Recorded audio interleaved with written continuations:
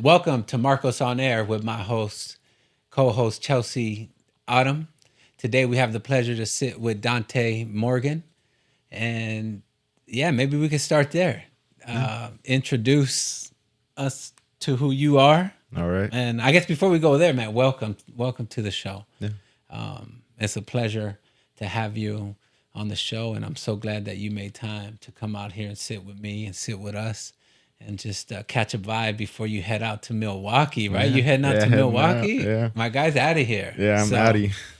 Yeah, how you feeling about that? Honestly, it's scary, but it's like if I made it out here in LA, I know I can make it anywhere for sure. That is true. yeah. That is That so is true. So I already like took the initiative, and I got like my support groups out there. You know, I got the original like reason I went out there is because I wanted to take initiative to like network. You know, like help out my treatment center with like bringing in clients and stuff. So I went out there and I shared my testimony with like two treatment centers, Nice. Roots Recovery, and this like what is it? It's like a Salvation Army that they have out Okay. there. So Okay. you know, I was able to like connect with some owners, and you know they really liked me, and you know that was just like a beginning step to something new. You know, and it definitely played a role. Definitely played a role. You know, Nice. and Did I'm it- grateful for that. You know. Nice. Did it open up doors for you to? Yeah, they originally wanted me to go back out there September 27th. They paid for my flight and stuff, so I could like be out there for a week and take their clients out like on outings and stuff, and just show them how I stay clean. Like I was gonna get MMA mitts and like headgear, and Oh, you know, nice. show them things that I do. You know. Yeah. Yeah. So Nice. That's interesting too, because we were talking about vulnerability, and it's interesting how you led with vulnerability, and it opened up those doors. Like you said, I went out there, I shared my testimony, and now, boom, you got like a secure position for you out there. yeah, and it's a trip, man. It's a trip because I never would have imagined myself like being able to open up like that. You know, like I never like growing up, I always had that everything inside. You know, like from middle school till now. Well, Right. not even now, but like when I originally came out to California, like when I was 19 years old. You know, I'm originally. Can I go ahead and Yeah, where you from, man? Tell us where you're from. Yeah, I'm originally from Oak Cliff, Dallas, Texas. Nice. You know, Oak Cliff. I've never heard Wait, of that. Spurs fan or Ew. Mavs. Mavs. Mavs, baby. Yeah. Luka. Oh yeah. Yeah. Yeah. So I'm from out there, man. I got one older brother, 4 older sisters.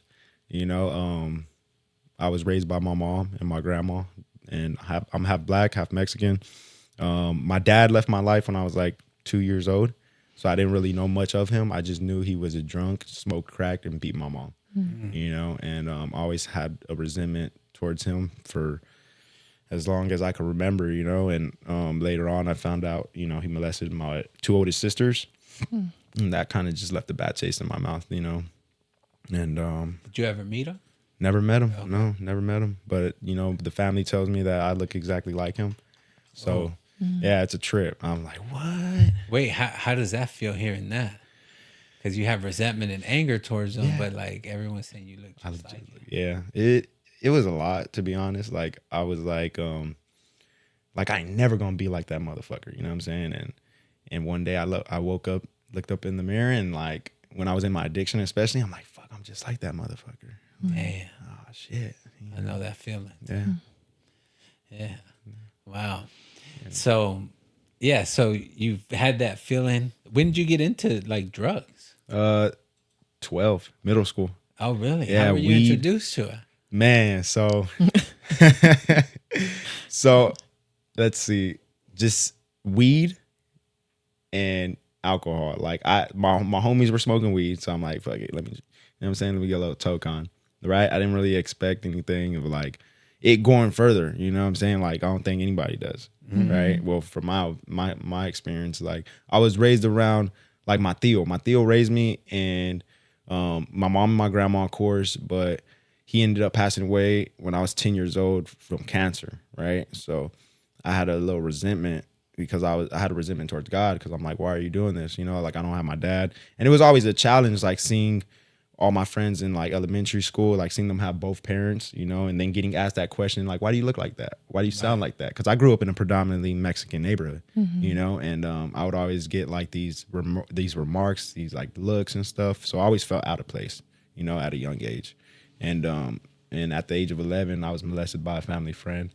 And that kind of like, that's what I feel like that at that time is what did it for me. I was like, man, fuck this, like I don't want to be a part of this world, right? Yeah. So when I got to middle school, like I didn't really care about anything, like I played football and basketball, but yet I didn't really care about like my health, so I was smoking weed and drinking a bottle of fucking vodka in a water bottle on the bus in the mornings before we went to school. Yeah. Yeah.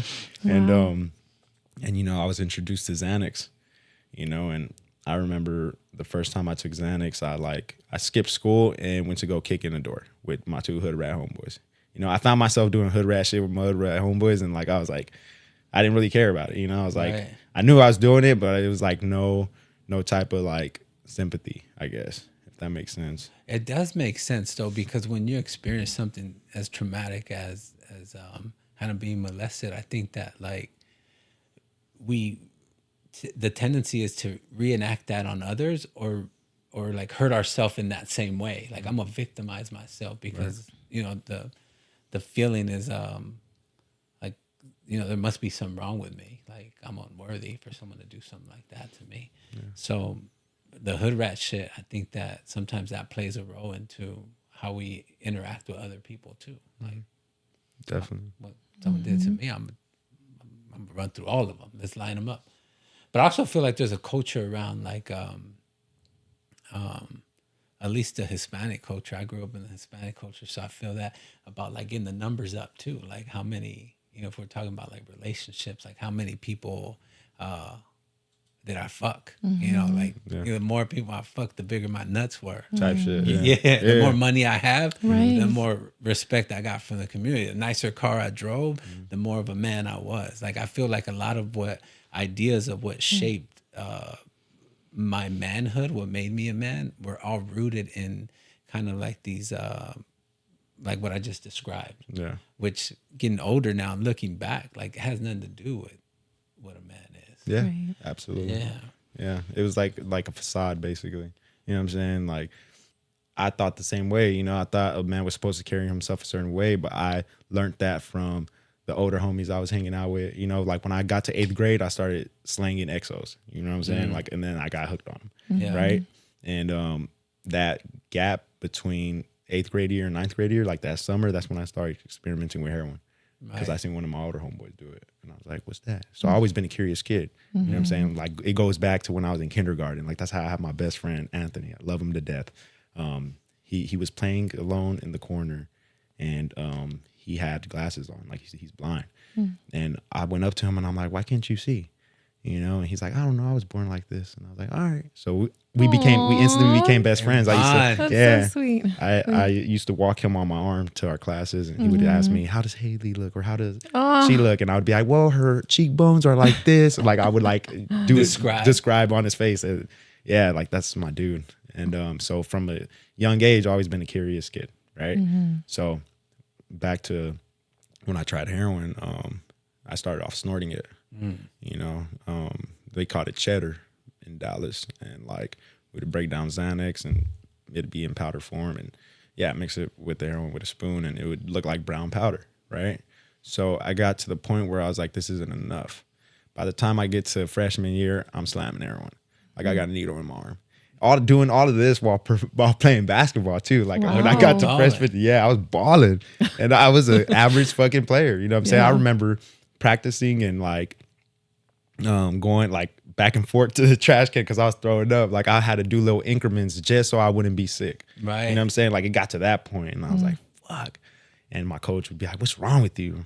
I'm like, shit, something at lunch, coach. You know what I'm saying? Like just lying my ass off, yo. Chili Fritos. Yeah, chili Fritos. Shit, the hoes are not resting right. But let's see. And it just kept progressing, like it kept progressing. Meth came into the picture. I got kicked out of that high school I was playing ball at. I went to a charter school, and out here, I guess charter schools are like academic schools, if I'm not mistaken. Out there, they're like alternative schools. Yeah, so I went to a school called Dallas Can Academy, and it was based off of like 8 a.m. to 12 p.m. So 4 hours, and then they had the 12 p.m. to 4 p.m. and 4 p.m. to like 8. So I had a lot of free time. So I ended up one day getting a bright idea to go hang out with a homie, and the original plan was just to smoke, pop some bars, and walk around, just chill. We ended up kicking in the door, right? We getting in. Whose door were you kicking in? We did not know. We're gonna leave the details out. Yeah. Let's do that. But long story short, like I ended up getting snitched on. And that was oh my God, that was a whole Was that your first encounter with like the law? The law. Yeah. Yeah. Okay. It was. Well, no, you know what? It was the first encounter that I actually went to jail. Because I had an encounter with the law when I was 15.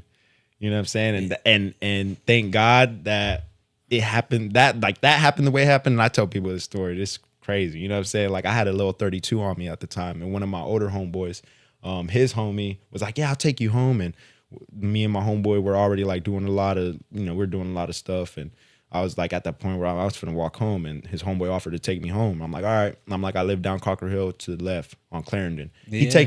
He's going down Crocker Hill, takes a right, and towards like if you make that right on Clarendon, there's a police station, and Crocker Hill police is like they're not the business. You know what I'm saying? So it was late at night. This motherfucker hitting like 65 past the station, and this like we got lit up, whoop, whoop. And I'm like, bro, like what the fuck are you doing, bro? I'm freaking out.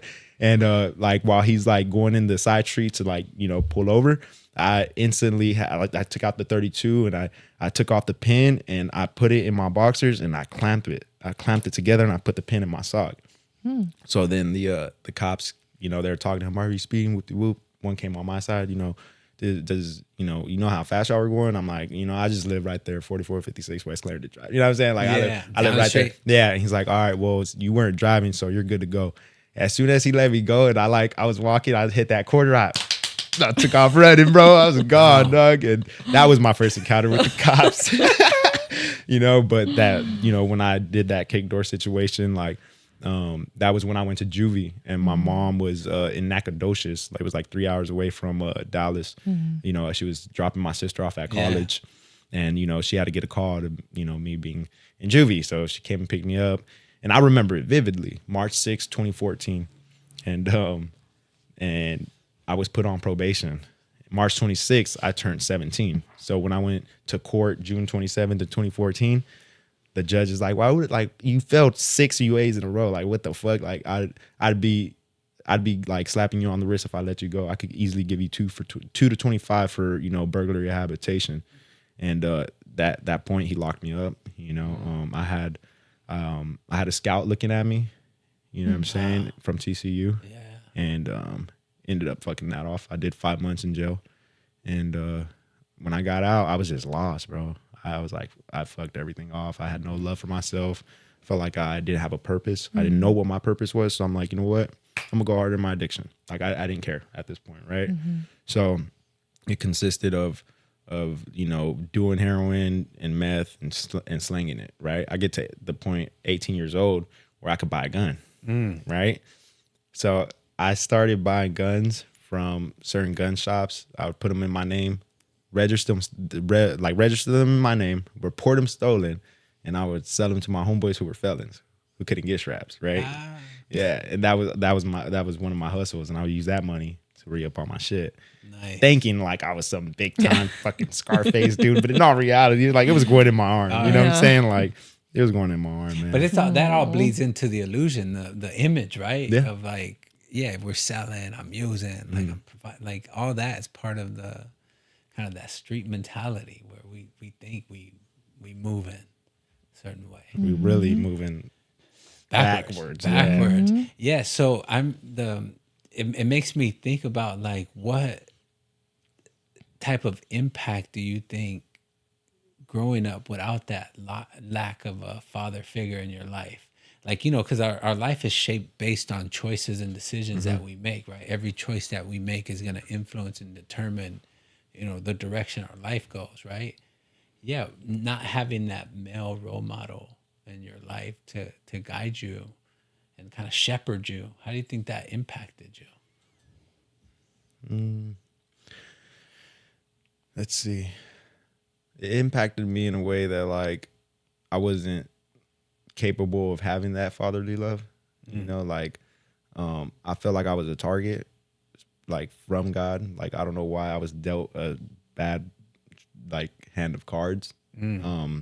At the time, like that's what my mentality was growing up without that lack of a father figure. And like my dad was in my brother's and my sister's lives, right? Like I was like, why couldn't he be in mine?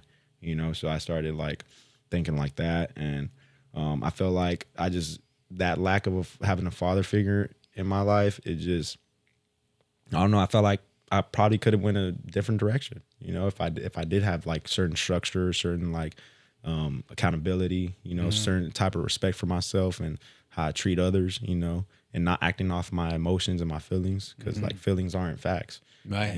like as I get older, and like that's something I kind of had to like learn on my own, Yeah, because similar to your story, I was also raised for a portion of my life by my grandmother. And so she wasn't able to provide the structure and discipline because she just wasn't able to control us. It was all boys in there, just like my girl cousin. That was it. And so I think about like just not having my father in my life. I think at the time I wasn't aware of it, right? That part was missing for me. For me, it came later on in life where I would run into, like, I remember the first flat tire I got, bro. I had a straight fucking meltdown. I get a flat tire and I didn't know what to do, bro. And I started kicking the tire. I'm like on the 405 freeway having a full-blown meltdown. Yeah. Fuck you, Dad. Like, but, and then that was the moment for me that I realized, like, even though it's just a flat tire, like that's like a small example, but it showed me like how much of a void that left in my heart and in my spirit. And I think it was that moment that just helped me kind of realize that, damn, there's so much that I miss because I didn't have that male role model. But I think something that helped me is I started to look at other people in my life who did role model me. And unfortunately, they were all gangsters. So I got the role modeling and I got like the father figures, but they weren't in the healthiest way. Like they made me become really good at street shit. Yes. Yeah. So, and I think I think it made me more vulnerable to like turning to the streets. And there was almost like this sense of respect and belonging that came with like, finally there's somewhere where I fit in and people care about me. And because there is a lot of care and love in that lifestyle. Right. You have connection, right? have And that's what the opposite of addiction is. Is Right? connection. Is the lack of connection. Right. Right. So that's what it made me think of, is like, how much that attributed to, and I don't blame my dad today for anything. I think I've gotten to a point where I've been able to release that and forgive him. Not so much to let him off the hook, but to let me off the hook, because I don't want to carry that anger in my chest and in my heart, and then it bleeds out into my family. So. Yeah, that I respect that, and it's a trip because I recently forgave my dad. You know what I'm saying? Like before I turned 25, it was this year. Yeah. And he was trying to get in touch with me for like the past 2 years. My brother had met up with him. He was just like, yeah, like he was just, we were watching the game, he was smoking and drinking, and I just didn't want to tell you about it because like the path that you're on, he's I didn't want anything to throw you off. Yeah. So I don't know, man. I was talking to this older cat. I was working this one sales job, and I don't know. He was like, he just kind of put it into perspective for me, but it's been on my heart. Like, I'm like, I want to forgive him, but I just don't know how. Like maybe when I go out to Dallas, like I'll figure it out from there. But I just, right now, like I'm not going to put in the time and effort to do that because he didn't put any time and effort to be in my life. Right. You know what I'm saying? So I was talking to this older gentleman from Baltimore, and he was like, yeah, he's like, asking about my family, and he asked about my dad, and I'm just so used to be like, fuck that fool. Yeah. You know what I'm saying? Like, and I said that, and he's like, why? And I told him, the background, and he was like, man, he's like, don't you think that, like, for all the shit that you did in your life and you were forgiven, don't you think you owe your dad that? That kind of like struck it. I was like, oof. Like, yeah. Right. That same day, I hit up my uncle, and I was like, yo, what's Mitchell's number? Right. And that same day I called him, and I was on the phone with him, and I was crying, and I just told him I forgive him, and he told me that he'd never stop thinking about us, and all this stuff. And I was just grateful for the fact that I was able to do that, you know, and like he's not in the best of his health right now. So who knows what could happen later on. You know, I don't want to have any regrets. Yeah. You know, so I'm grateful I was able to forgive him. And like it mended a nice relationship. He hits me up every once in a while, and you know, and it inspired my brother and one of my sisters. Like, what's his number? Like, we want to talk to him. They're just like impacted by that of me doing that, and they're like, for the fact that, you know, you're our baby brother and you did that, like that just shows a lot. It shows a lot about you, Right? You know? Yeah, it does. Yeah. That's just like so amazing. You're very inspiring. Yeah, I'm getting like teary eyes just You're just thinking like, about it. I know, but it's It just, is. I mean, I'm feeling you're little like tight a in the role chest. model in so many Yeah. ways, you know? It's sad because like we carry that resentment and that anger for so many years that there is like a grieving process that happens when we finally do forgive someone. Yeah. You know, the body gets to a point where it's like, dude, I don't want to hold this pain anymore. I want to let it go. And I honor you for that, man. And yeah, what's coming up for you right now? Just talking about that. So Man, what's coming up right now? Yeah. It's just like, honestly, it's just, I don't know, man. Like I do wish I had that relationship with them, like when I was younger, and like I do hold on to that a lot. But it's like I just, you know, I pray, and I do have hope for like the future when I do go out there. Like I can meet up with them and just, you know, just have a talk with them. You know, just have them by my side, and you know, that'd be cool too, you know. And I remember when I forgave him that day, one of my mentors out here, who I call Pops. You know what I'm saying? Because he's been there in so many ways that I've been out here in the 5 years that I've been out here. He's been there I met him like the second month I was out here in 2017. And I don't think it was a coincidence that he was brought into my life because his daughter has the same birthday as me.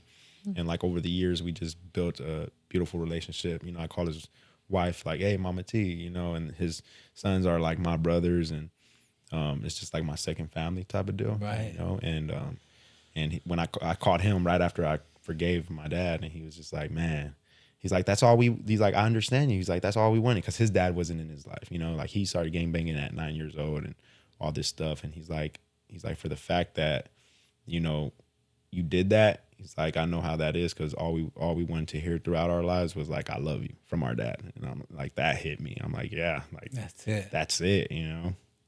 So yeah, it's so interesting too, because like there is that like that approval, right? We're always looking for that approval from our Father, right? And when we don't get that approval, when we don't get that love, I feel like in my own kind of story, it bled into my relationships. I would seek that approval and I'll seek that love from people. And the moment that they gave me that, I'll be like, I want more of that. And there's nothing I wouldn't do to get that again, get it again. It's almost like another high in itself. Just like, just tell me you love me, tell me you love me, tell me you love me. Like, you know, just seeking that. And so I feel like by doing the work that we're doing, that we're talking about now, like when you get into those discomfort and those uncomfortable feelings and you release it, you no longer need anyone's approval, right? Like I've forgiven that. I've grieved it. I'm bringing closure to that part of my life, and I can go into a relationship not seeking anything from that person because I'm whole and complete now. You know what I'm saying? Yeah. I'm not. There's no voids that I'm trying to fill with different things, external things, with especially. external things, especially. Yeah, because I noticed like I tend to do that, and maybe, you know, y'all can relate, but like I used to be able to like seek external things to fill, you know, what's inside. And it's like after doing so much meditation and prayer like every single day and continue doing it, like you find the answers within. Right. You know? Yeah. Yeah. Oh no, I was just going to ask. So, how do you think that showed up in any of like your like romantic relationships? You know, that kind of fatherly void. You know, because we all have masculine and feminine, right? Absolutely. So, like, do you know of like, can you see any ways or like examples that it's kind of like shown up for you, like in relating to others? Like relationships with like everybody, like romantic, like romantic. Yeah. Oh, she want the deets. Yeah. Let's see. I'm trying. If you can think on it. I mean, Yeah, it's like, I would have to, but Okay. I don't know. Wait, what was the question again? Relation. Like the lack of the father. Yeah, the masculine wound, right? Like, how would that show up in like a romantic relationship? I think being overprotected, not overprotected, but being very protective. Like control, like Not with- controlling, not but control. literally like protecting. Like how can I explain it? Like, so for instance, I think it played a positive factor in my life. You know what I'm saying? Because like I didn't know how to operate as a man. Yeah. You know what I'm saying? So like now where I'm at in my life and, you know, the relationship I'm in, I just do things like out of, you know, protection. Like let's say we'll be walking on the sidewalk and I'll put her on the side of away from the street. You know what I'm saying? Like I always make sure I'm on the side of the street. You know, I'll open doors for her. I'll Make sure that she's safe, right? Because Yeah. it's so important, right, Right. for women. Yeah. right. But I don't know. I think that's the only thing I can think of. Right That's okay. That's okay. Yeah. I feel that though. I being feel- like genuine and like caressing them, like being gentle with Yeah. them. You know what I'm saying? Because like, you know, my dad did what he did to my Right. mom, and I'm like, I don't want to repeat that. Yeah. You know, So I mean, that's beautiful. So Yeah. you kind of transformed it, right? absolutely. Because it could go two ways, right? Like you could become an abuse, you can become just like your dad, or you could hate that and despise it so much that like you choose to make an agreement with yourself that like you're never gonna be that. Yeah. And I'm similar to your kind of like share, like it was the same thing. I was like, I had vows that like these were the things I would never do because of what my mom went through with my dad. Yeah.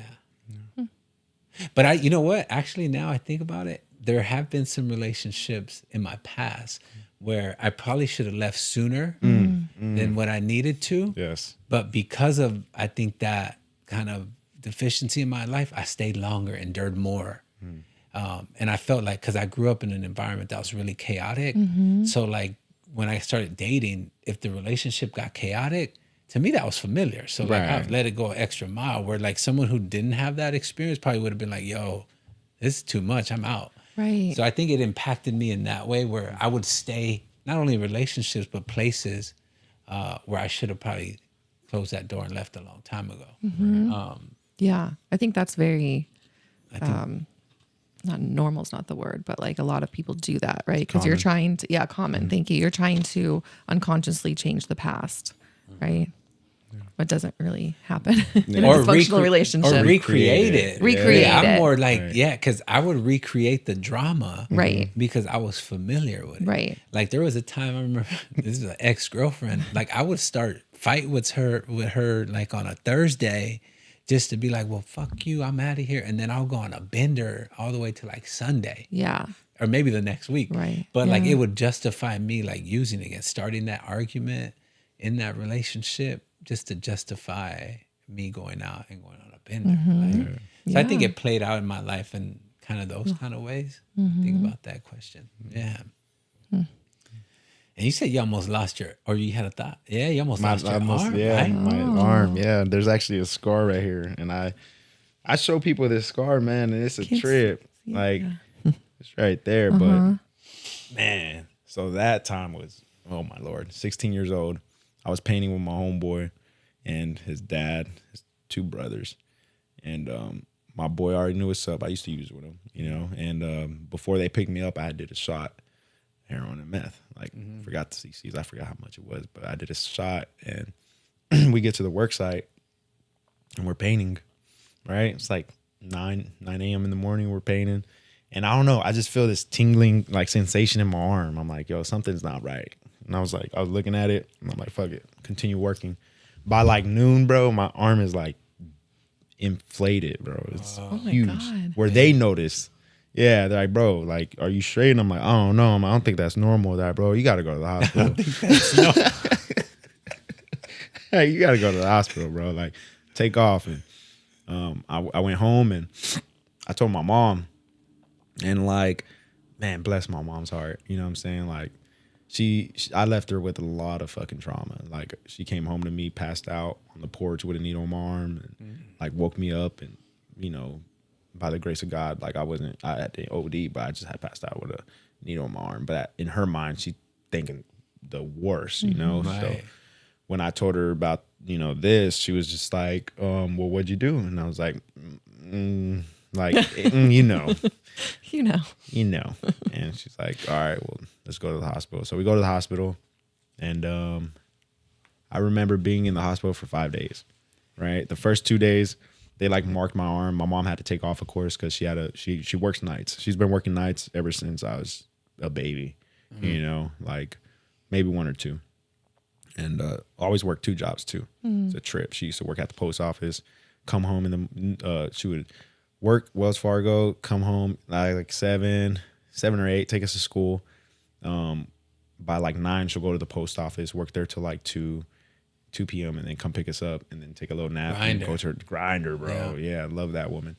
So she had to leave the hospital and like, you know, they marked my arm and to see if it was expanding, right? So by the 3rd day, they told me that they had to cut into it to like, you know, drain the pus or the fluids that was in there. It was an abscess, long story short. So they cut into it and they drained it and like they put gauze in it and stuff. And trip out, man. Like the 5th day, they're like, all right, you're good to go, you know? And I'm like, all right, cool. So my mom had just got to work, you know? Like, it was like 10 p.m. when they let me go. So I hit up my homeboy and I was like, yo, bro, they're letting me out. Not the homeboy that I was paying with, but my other homeboy, I was like, yo, they're letting me out the hospital, bro. Like, come through, bring some rigs and some dope, dog. You know what I'm saying? As soon as I get in the car, bro, like I'm slamming on this side. Oh my God. It was bad. And probably a month went by, right? And in that month, this hand went like that. I don't know what happened to it. I got nerve damage. Yeah. And it was just hanging. Wow. And like went to the doctors. They said that I probably won't regain, you know, feeling in it. You know, I might have to get it amputated, right? So for the next 2 months, like I was praying. I was like, no, like this can't happen, right? And like I remember telling my mind to like move my hand. I'm like come on, you know. And eventually, like I could still perform left hand layups. You know what I'm saying? If that ain't God, I don't know what is. And he balls. Yeah. Oh, really? I ball out. On the league, you just played in the league, right? I was playing in the league. Did you guys win? Man, nah, we didn't. Okay. Yeah, we lost. Let's see, we lost right before the playoffs. No, right before the championship. So the teams that played in the championship, we played before and we had lost. Yeah. Okay. Yeah. You get double? Man, all the time, bro. All the You time. already know, He man. played. Yeah, I ball out. Yeah, the last game I had 20 points. I had 20 points, like 8 assists, and 12 rebounds. Nice. Oh, yeah, I get up there, bro. That's some numbers right there. Yeah. That's some Kobe numbers. Yeah. So thanks to recovery, man, like I regained the love for basketball again. You know, I see that. You like, it's crazy. Like I didn't know what to think when I moved out here. You know, I was 19 years old when I moved out here, and the same homeboy that I was painting with was the one who helped me get out here. Oh, okay. Yeah. So he was already involved in like the treatment stuff, and it was like out of the blue when he hit me up. He was like, yeah. He's like, how are you doing? And I'm like, I'm doing fucking miserable, bro. Yeah. With like 120. You know, I was doing bad. And I had just like overdosed like 2 months before that. And I was like, yeah, I'm doing bad. He's like, whoa. He's like, you know, you need help. Whoop-de-whoop. And I'm like, yeah. He's like, send me your insurance. And went that route, you know, and they wanted me to fly out that same day. But my mom wasn't there. So I'm like, nah, I'm going to wait till the morning. Like, I want to say bye to my mom, right? Yeah. So she came home and like my bags were packed. And she's like, what are you doing, mijo? And I'm like, I'm out of here. Like, I got to go. You know, like if not, like I'm probably going to die out here. Like this is something I have to do. She's like, mijo, like we could find you somewhere, you know, nearby. And I'm like, it's not that. Like, it's just like, I feel like in my heart, like it was taking that leap of faith, right? Like this was something I had to do. Yeah. You know, and she understood, and she's like, you know, before I got in the Uber, she's like, go get your life back, son. And then like ever since then, like that's what stuck with me when I came out here. But I started off in Anaheim, and like I was at a treatment center for like 32 days, and then that's when I left there. It was in Anaheim. I met like my church family there that I still talk to this day. Nice. Yeah. Still talk to this day. And then I ended up meeting my pops after I went to like my mentor after I left that treatment center in Anaheim. And it was kind of a roller coaster from there. You know, like, is it fine if I talk about this? Or like, yeah, you good. So you were homeless too? Yeah, in 2020, bro. 2020. Yeah, 2020, oh, man. the pandemic. That's So the you was out pandemic. there with the virus, bro. Yeah. My man survived homelessness during the You were out there with the virus. Yeah. with the corona. Yeah. Bro. Yeah. It was, man. So I You was had a mask on? Nah. Mask off. Mask off. Fucking mask off. Yeah. Yeah, man. I was involved with this older woman at the time, and I don't know, man. Like she, like in my mind, I was doing everything right. Long story short, she ends up like cheating on me, and that kind of set me off like the deep end. I was staying in San Diego at the time, and I was like, man, fuck this. Like I don't need to stay clean. You know what I'm saying? Like I was just at that fucking moment, right? Yeah. So I ended up like packing my stuff in my car, leaving San Diego, came straight out to LA. You know what I'm saying? Because I'm like, this is my stomping grounds out here. So something happened to my car, and I ended up like staying at one of my homeboys off of like Silver Lake in Vermont, like over there in that area. And then I would just like couch surf at times over there, but like majority of the time I'd be out in the streets because like they were usually in Big Bear. They're like doing some shit, and it was at the point where like I got introduced to like DMT cartridges. I didn't even know they made cartridges with DMT in it. So what? It's a card. That shit looks evil, bro. It's like a card. It's a red. Do you see the mamba? Man, bro. Yeah, it's like nah. But damn well like near seeing that shit, dude. It was red. Like, you know, the THC cartridges is green. But that shit was red, bro. Red. Yeah. So I was slinging those and slinging some shrooms because he was like on that tip. And smoking hella crack. Like, man, we were favorite. Yeah, we were just talking about that, man. What's up With crack? With crack? Yeah, with the crack. Crack. A little Hennessy. Oh my god! On a romantic night, it's over. Sounds amazing. It's a wrap. It's a wrap. It's a wrap. Yes.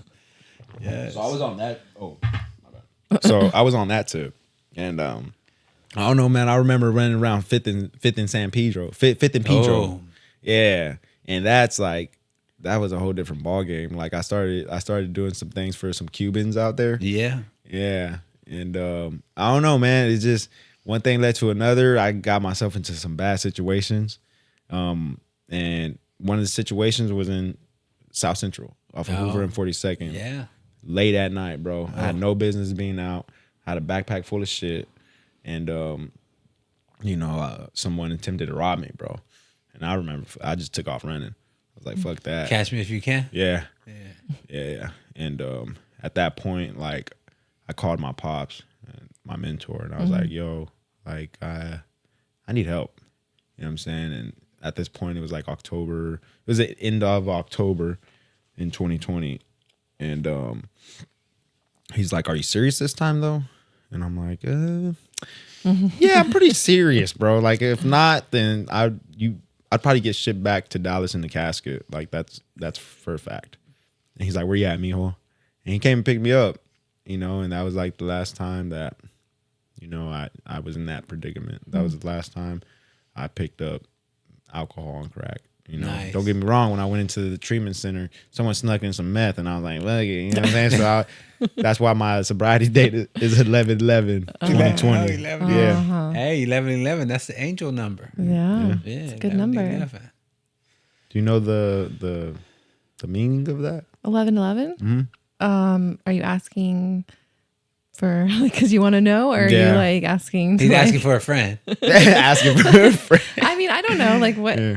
It is the angel number. It's though, an right? angel number. Numbers mean, lots of different things. And like what would 11 mean? 11's a very spiritual number, you know? So, I mean, 1 is like kind of like you're taking your own power back, right? So, you know. Okay. Yeah. So it's 11/11 and then 20/20, right? So Yeah. it's a 4. Yeah.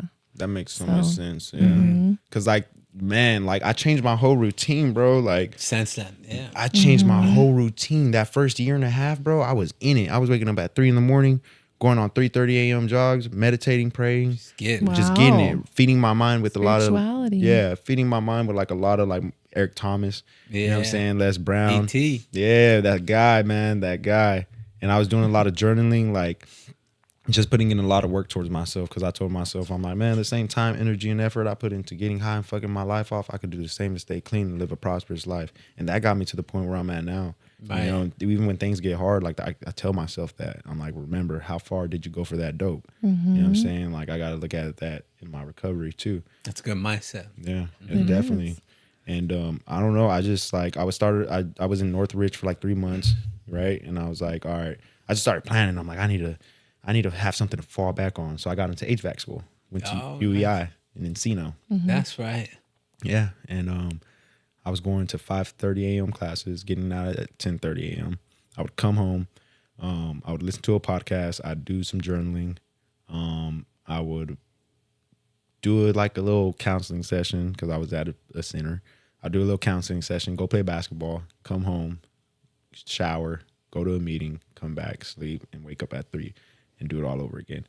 Mind you, I was still sending out motivational text messages because the podcast I would listen to, I would take like notes, then I would type it into a message and send it to like 150 people individually. You know my what I'm saying? gosh, Yeah, the night before. That's intense. right. Yeah. Yeah. Yeah. And the feedback I got from that, they were just like, oh my God, like, how did you know? Yeah. Like one of my buddies, Chet Hanks, he was like, bro, like, you're so spiritually tapped in. Like, it's fucking crazy. Like, he called me when I was on a flight and he's like, bro, how did you know I was going through this? And I'm like, I don't, but talk to me. I'm like, what's going on? And he just like opened up. That's my boy, man. Shout out to Chet Hanks. Yeah. And like, I ended up moving from Northridge to Anaheim because something in my heart, I was in Vegas and I just got this icky feeling, right? And I was just at a meeting like an hour before, right? And I got back to the room and I just got this icky feeling and I walked away. I left the strip. I left my phone and I just walked like, I think down Henderson. Like I left the strip and I made a left from the Paris Hotel and I just walked. And then I like walked back, you know, and in that walk, I was like asking God, like, what do I do? Right? What do I do? Like I need some direction. And before I had left, I had texted my pastor, the one that I met when I originally came out here, because his sons and his daughter owns treatment centers out there. Okay. So I asked him, I had asked him like, hey, you know, can I stay at the church? You know, I feel like I need to be more connected with y'all and like with, you know, with Jesus. And yeah, like I get back to the room and he ended up texting me back. He's like, yeah, he's like, well, you know, he's like, MJ has this program. Like you could probably ask if he can, you know, stay there instead of the church because it's more comfortable. And I'm like, all right. So I ended up reaching out to MJ and he's like, yeah, man. He's like, absolutely. He's like, how much time do you have? I'm like, I have 3 months. You know, so he ran a detox res, right? Okay. So and this is Nevada? Nah, this is in Anaheim. Oh, no. So I was in Vegas, but when I got back to the room, I checked my phone, and then came back to California. Got it. Right. So I was talking to him like when I got back, like right when I got back to California, and he told me that he has a spot for me, and he's like, well, he's like, you know, I run a detox res, but I would really love to have you here because it sounds like, you know, there's something different about you, and I feel like I could use you as like an example, right? Like the people here can imitate, you know, what you do. Right. And I'm like, absolutely. He knew I was going to school. And before I even moved out there too, every Sunday I was driving out to Anaheim from Northridge to make it to church. Right. So I definitely take it that was my sign. So I moved out to Anaheim and then I was having to drive from Anaheim to Encino because I was still going to school. I had to get transferred. So I got that transfer in and then I left that place and went to a sober living in Costa Mesa, and I'm thankful for that place, Keystone. And I just stayed with my routine. Like no matter where I went, I stayed with my routine. I worked out. You know, I went to the gym. I had a 6:30 a.m. meeting because I was like, I'm already up. You know, I'll go to the gym at 5. You know, and then get out the meeting at 6. Right. Go to the Newport Beach Alano Club, and just do my commitment and do that. And started doing surfing. You know, one of my saw him homies in the water. Yeah. He was out there. Good swell. Yeah, man. And I got into that, and then I got into MMA. Had my first fight in September. Lost it, but it was a good experience. Nice. Yeah, the referee ended up having 10 years clean. I knocked the dude on his ass, but, he took the dub. Yeah, it was a good experience overall. I got to make amends to my first sponsor because me and him almost got into a fight. So, like in this period, I'm just like, I'm putting in the work. You know, I'm waking up early. I'm doing my text messages. I'm doing all these activities, and I was working 3 jobs, and I was going to school. My car had broke down, and I was biking to Anaheim from Costa Mesa because when I got transferred, it was at the Garden Grove location, the UEI. So I was like, I still got to go to school. Like, I can't miss it, right? And I was making that hike, bro. And Bro, that's like when you go in at 3 a.m. for that crit neck. That you go, crit you go. neck, Hey, there's yeah. nothing stopping you. No there's stopping. There's nothing's gonna get in the way of that next high when you're using. Right. So I love how you channeled that energy into your commitment to improving your life, bro. Nothing. There's nothing that's gonna get in the way. You gonna push through that, even if it's on bike. Straight up, Part of the no matter what club, you know. No we don't matter pick what. Up, we don't pick up no matter what. Like no matter what happens. Yep. And yeah, man, it was an interesting journey. Like it still hasn't, you know, stopped. I've been traveling a lot. You know, I went out to Denver. I saw that. Yeah, some chick flew me out. Oh, nice. Did you see the fam too, or who? Her fam? Yeah. Oh nah. No. I made content with her at the time. Oh, okay. Yeah. Oh, I saw that. Yeah. So you getting into like modeling, or? I do modeling. I was doing some content for like her OnlyFans and stuff. So I mean that was cool. Oh, hey, that's an Tell episode. us about that. Yeah. What kind of content? Dirt Dougler is mine. Hey, if you looking to see my man on OnlyFans, Dirt Dougler. Yeah, so I do a little workout videos on there, but then I have my videos where I, you know. Wait, do you work out butt naked? That's a good idea. No, I do not. But I might do that. Do a little yoga, butt naked. Oh my God. Butt naked yoga. Yeah. Yeah. I mean, I don't know. So how did I get into modeling? Okay, I got into modeling through one of my good friends through church. Like her daughter, she has a clothing brand, and they were like, "Yeah, like you want to model for us?" I'm like, "Sure." And then it was in that time frame where they started asking me to come out to share my testimony. Right. That's when I kind of I guess you could say public speaking, because I was speaking in front of like 150, 200 people at a time. And that shit was nerve wracking. But that's a lot of people. It's a lot of people. So what kind of advice do you have then for people that get nervous? Oh, I thought you was gonna ask what kind of advice you have for someone who wants to OnlyFans. Right. I was like, no. Yeah, what's going on? Chelsea, are you going? Oh no, I'm not gonna. I mean, Hey. actually, you can do OnlyFans, and you can actually just give like advice and toes. stuff too. Like they're making it more like just for everything. So so I mean, I have thought about that for Get your toes on there. my toes. Yeah, give life advice, but Life advice for just a video of your toes. That you're kidding.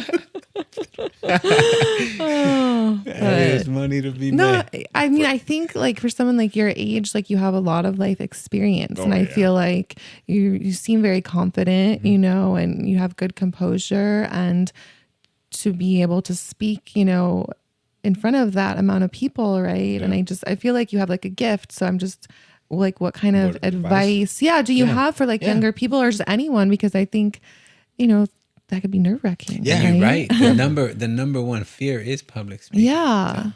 So like, what's your, so I know you're the one that's always asking, people like, advice, right? Or like, cause you have so much, you want the wisdom. Yeah. So now I want to hear, I'm seeking your wisdom. Yeah. Be a sponge right now. Yeah. So what I usually do, I'll do a lot of breath works before I do it. Yeah. Right. And then like when I'm speaking, like I feel that anxiety. So I'm aware of it. I'm like, damn, I feel the anxiety in my chest and my stomach. Like the same anxiety I would get when I want to go take that hit or that shot. You know what I'm saying? Guts. Yeah. So I'm like, all right, I'm aware of that. Run with it. Like just use, I don't know how to do it. I just channel it into like slowing down my speech if I'm talking too fast. You know what I'm saying? Give correct eye contact to each individual in there, Yeah. I think that's it. You just run with it, right? So I think sometimes when we just kind of like just do it, make the uncomfortable like obvious, and then you kind of like take your control back, because I feel like you even like came in here, you come into places and you lead with your vulnerability. So it's a way for you to kind of like do it before anyone else can like take that from you. Exactly. Right? You're basically control it. Control the floor, basically. And it's like, damn, I lost my train of thought. Sorry, like I know I kind of like No, but it's let's see. So you breathe. Because you were saying like when you you got it. Got it. I got it. Yeah. So I constantly think in my mind too. I'm like, this isn't for you. You know what I'm saying? It's for your audience.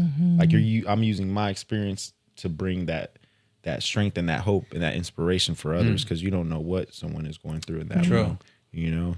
So yeah, you don't make it about you. You take it's like outside of yourself. So it's Right. an act of service as opposed to, oh my God, what if they think I'm this? Right? Yeah. Right. I think that's amazing. Yeah, no, I love the breathing and just bringing awareness and attention to the area of my body that's like feeling anxious. And I don't know, I think for me, the first challenge was like excitement and anxiety showed up the same in my body. So like I think learning that like, hey, these two emotions kind of are similar and show up the same in the body has helped me kind of become more aware and kind of manage it better. Because sometimes when I go into a speaking engagement and there's a lot of people, like I'm really excited for that, but also really nervous. And so now being able to like channel that into it, like the message I'm trying to give to people. Yeah. But yeah, breathing for sure. I'll put it, Yeah. get it all out. I'll makes- do some Wim Hof on there. Yeah, sure. It makes so much of a difference too. Like there's so much power in that. And I think that needs to be brought to light as well. Right. You know? Yeah. Yeah, because it's the anchor. If you think about it, the breath is always present. It's always constant. And so no matter what's going on, I could always come back to that and bring centering. So like as far as the awareness and attention, I think that, I try to come home frequently, right? Because and what I mean by that is like, my body's my home. Yep. And I go out, and I do things, but I want to come home frequently throughout the day. Hey, let me come back to Refill that cup. refill that cup. Let me get centered. What's going on? What do I need to let go? What could I have done different? And kind of just work through that. So, Definitely. I think it's really cool what you said too, how it's like excitement and anxiety, right? Like can kind of come up for the same. So I think a lot of times it's hard for people to kind of decipher, right? Like, yeah, it's just what is discern this? it. What is it? Right. Yeah. Am I anxious or am I excited? Right. I'm really excited. Okay, it's not that bad. Yeah. Right. Now let me imagine everyone naked in the crowd. I think that's one that of the helps tools, too. right? Yeah, Like that helps. yeah, they say imagine the crowd naked, or I know. or look at the clock on the wall. Yeah. I use that one too. And then so yeah, like leading into the modeling, that was cool, you know, like I did that and it kind of built something off of that. Like I just posted it on my Instagram, and then like I met this girl on Tinder. Okay. Right? Yeah. Trip out. I like it. We went on a date and like didn't even like hook up because of the conversation. One date and you didn't hook didn't up. hook up, yeah. What? Oh, That but is I'm just kidding. No, That's but like this is- that's actually like this really is- good and Yeah. like amazing. Like, Yeah. but no, it's true. But I love like that. from that point on, like I didn't see anything with her. Like that's the homie to this day. You know, she's my photographer. Oh, okay. And like we just connected on like a spiritual level, and we're talking about like Christ and like our walk in Christ and how, you know, it pops up and being more spiritual than religious. And yeah, like she just like, yo, if I have any, you know, shoots that I need to do, like, can I hit you up? I'm like, definitely. So she always hits me up for shoots. And yeah, like it's just all these things that I don't know. I just started trying new things. Like I like use those three of the spiritual principles in all like my affairs, you know what I'm saying? But you know, I use all of them. They're gonna get me wrong. Perseverance, but honesty, open-mindedness, and willingness, you know? And like I was open to try, you know, anything and everything. Like that's how I got into surfing, you know. And I told my homeboys in my hood in Dallas, I'm like, yeah, bro, I'll be surfing. Like, the fuck, bro? Like you, like black people could swim? I'm like, That's the Mexican part come in. exactly. Right? We swim. Yeah, we bro. swim, We gotta bro, swim a for long real. way to get here. Yeah. You know what I'm saying? Like, yeah, man. Like even after getting stung by a stingray, like I'm still out there. oh you know? damn. Did you Yeah. pee Those on things hurt. yourself? I didn't see. You didn't I pee on did. Is that true? Yeah. It is because like so the first 2 days I got stung. That could have been an OnlyFans. Peeing on yourself for this. Not or having look. This is what I did. I had the chick I was hooking up with pee on it. Oh, Yeah. hey, That could have my been God. some content. Did we get Yeah. the content for that, bro? Chelsea's like, what's the link again? Yeah. Right? Well, yeah. I could get into a whole thing on. I'm peeing? Yeah. It's actually I want to peeing. hear it. Well, it's actually, urine's actually, it's very like sterile. It's not like really dirty. It's actually sterile. Like it's a form of like plasma, so it's like really close to like blood. Yeah. So like Yeah. I mean, I'm not going to go into all of that right now. I was thinking some crazy shit that I did, like with urine. Like, Yeah. I was like, so they say to drink your urine if you're in the desert, You right? can, I mean, you can. You Did you literally, do it? it's Yo. actually not bad for you. Yo, did you? Yeah. I threw some ice cubes in a cup. You put ice cubes in it? Peed in it. Wait, when you were, like, slow down. When you were in the desert, you had ice cubes. No, I said like I just tested the theory. We wanted to make sure. I wanted to make sure. it's real. And I swear to God, that shit tastes like water. Yeah. Oh, okay, that's probably well, something. probably if you drink a lot of water. It's actually like not bad for you. But but look at So, you. Yeah, maybe People I put cleanse, it. maybe I People put it cleanse on their my hair, system. and they can make your hair grow. There's like, Yeah. we'll have to do an episode start on selling on urine. start I got to slanging. pee right now. Yeah. So right? 24th. Well, why do you think they call it liquid gold? I don't think that's what they do with the pee at liquid treatment centers. gold. But I Yeah. mean, just your pee alone is like $1,500, $2,000 for a True. treatment center. Yeah, Oh, yeah. that is Liquid very gold. true. Liquid gold, man. Bro, come get it. Download the episode. I didn't think we were going to talk about pee today. That's funny.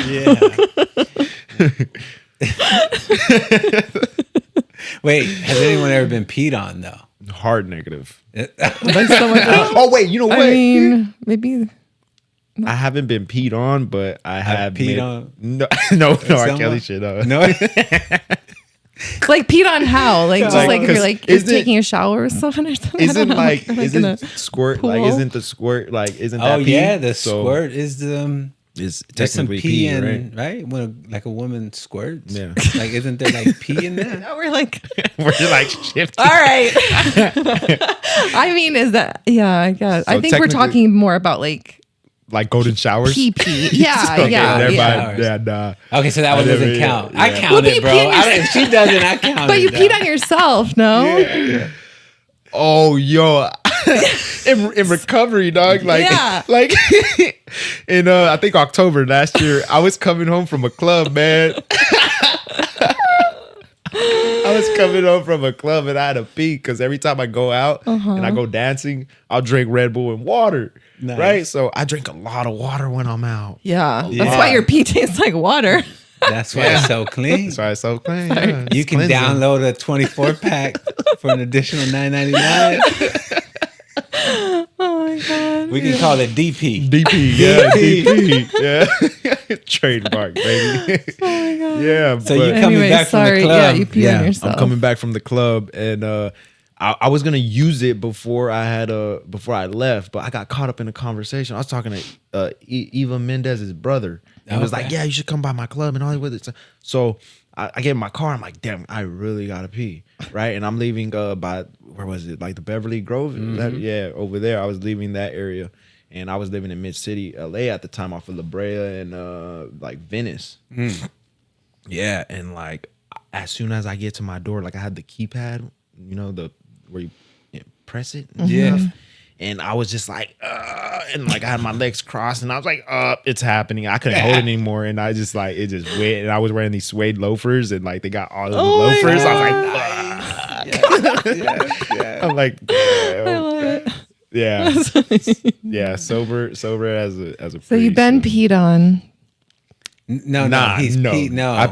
No. For the Oh record. well, for the record, I did get peed on because she pissed on my foot. Yeah. Oh, Yeah, when I that's got right. when I got stung by a stingray. By yourself and someone That's a else. good cause, though. Yeah, It was a good good cause. cause. Yeah, for sure. Yeah. No, I know that Good feeling, though, cause. when you got to pee and then you're holding it in. And there's something about like right when you get to where you're going, like, and just like, just release. There was no more. You didn't make it, though. I pissed on myself too when I was 18 years old. When the first time I came out to California, I came out here for like a moving job, and I drove from downtown Dallas to LA, and we're me and my homeboys was like we're drinking and stuff, and I remember being by like Santa Monica, and I had a piss. I was like, yo, I gotta pee, dog. And like they wouldn't pull over, and I just ended up pissing in my seat. Ugh, Yeah. that's the worst. It's like, what are you doing? I'm to like, bro, I told you to pull over. I mean, I've never peed on myself. I warned you. In a car, but it's bad when you have to. Like I've had to have people pull over, and I've like peed in like the mountains, you know, and like just like You gotta go. yeah. Nature. Anyways, speaking of pee, I'm just kidding. Yeah. All right. Yeah. So let's see. Nice. Yeah. The modeling stuff took off. I don't know. And like this time around, I don't know. I just share my story with like a lot of people, and it's crazy because like that's why I say there's power in our testimony. Because I ended up like when I'll be in the club and the bar scene, people ask me why do I drink, right? And I just tell them flat out like, oh, if I drank, bro, I'll be shooting heroin or I'll be smoking crack. And they're like, what? Like you have? So I'll tell my story. I got to the point where I could share my story in like 5-10 minutes, right? Right. And they're like, oh, well, I have my brother, my sister, my cousin, my loved ones struggling with addiction, alcoholism. Can you help them? So that opens the door for me to help someone. And like I didn't even imagine that. You know? It's crazy, yeah. And then I also shared my story with this older gentleman at the Commerce. You know, I don't know what made me like open up to him, but you know, just being me, I shared my story with him, and he was like, man, he's like, I never had this happen to me. I never been homeless. Like I had both my parents in my life, and you know, the trials and tribulations that you face, like I didn't have to go through any of that. Yet I still struggle with doing meth. I've been doing it ever since I was 15 years old, and I'm 45. Wow. 45 years old, and I'm like, I gave him simple instructions, you know, and simple direction, and he listened, you know. And this, when I went back to that shoe store to buy these black dress shoes, he was just happy to see me. He was like, hey, brother man, how you doing, brother man? You know, what's up, man? And I'm like there was something different about him. Like, you know, they talk about like that spark in the eye. Yeah. Like it was definitely that. And he was just like, I just been helping out my mom, my nephew. Like I've been going to church, and I've been working out. And he's like, we exchanged numbers after that, you know, and like he's coming up on like a year and a half now. Wow. Clean, yeah. That's right. So what was just some of the advice that you gave him? I was I curious. told him be of service to others. I'm like, usually for me, like when I use, it's a selfish, you know, it's selfish motives, self-centeredness, egotistical, like, so I got to get out of myself. I'm like, be of service to others, man. And like, no matter what, don't pick up, you know, like get all those numbers out your phone, like stop fucking with those people who use that shit, or like stop associating yourself with those people. You know what I'm saying? I'm like find a strong support group that you can like get into, and you could like call those people. You know what I'm saying? Like I recommended him going to like AA meetings, you know what I'm saying? And like just picking 3 people and getting their numbers, you know, because that's something my sponsor told me to do. And it helped me out a lot. That's why like I could go to Vegas and go to, you know, meetings out there. I could hit up my homie, hey, yo, Giuseppe, yo, where's the meeting at? Oh, let's go. I could go out to Denver, you know what I'm saying, and go out to meetings, because every meeting I go to, I get numbers out there and I connect with people. And same with Milwaukee, same with Dallas. My mom came to a meeting with me in Dallas, and that was awesome, you know. Dude, that must have been amazing. She was in tears. His mom saw you kind of passed out with needles in your arm, and then kind of circling all the full circle, being back in a meeting where you're like just present. And it was That's crazy. beautiful, man. Yeah, it's beautiful. And like it was weird because like the meetings, certain places they have like they operate different with their meetings, you know. So it was like 6 people in the room, and there was like 12 on Zoom. And like it was quiet, bro.